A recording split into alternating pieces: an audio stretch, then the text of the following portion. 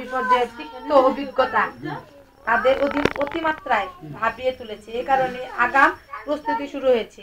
এ নিয়ে শনিবার কেন্দ্রীয় নেতারা নিজেদের মধ্যে সলা পরামর্শ করেছে। প্রধানমন্ত্রী শেখ হাসিনা, উপদেষ্টা এইচ.টি. ইমাম, আওয়ামী লীগের যুগ্ম সাধারণ সম্পাদক মাহবুবুল আলম হানিফ,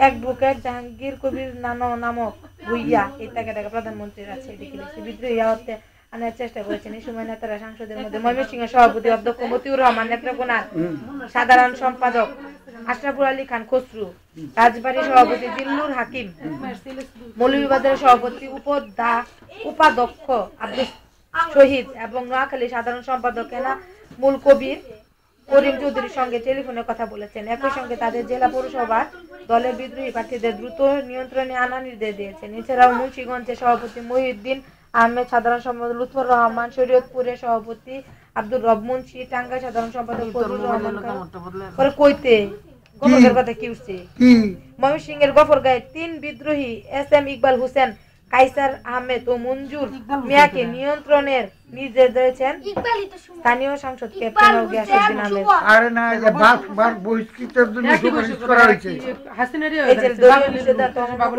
প্রতিদ্বন্দ্বিতা করে গফরগাঁও ও নেত্রকোনার দুর্গাবাড়ির ৫ মেয়র, উপজেলা চেয়ারম্যান এজিকে লিখছে গফরগাঁও উপজেলা পরিষদ চেয়ারম্যান ফাহমি গুলন্তাজ বাবেল ও কেন্দ্রীয় যুবলীগ নেতা বিদ্রোহী মেয়র প্রার্থী অ্যাডভোকেট কাইসার আহমেদকে আওয়ামী লীগ থেকে বহিষ্কার করা হয়েছে। আর কি কাইসার আর বাবেল দুইজনই তো কি লিখছে আমি সুবরালি গফরগাঁও উপজেলা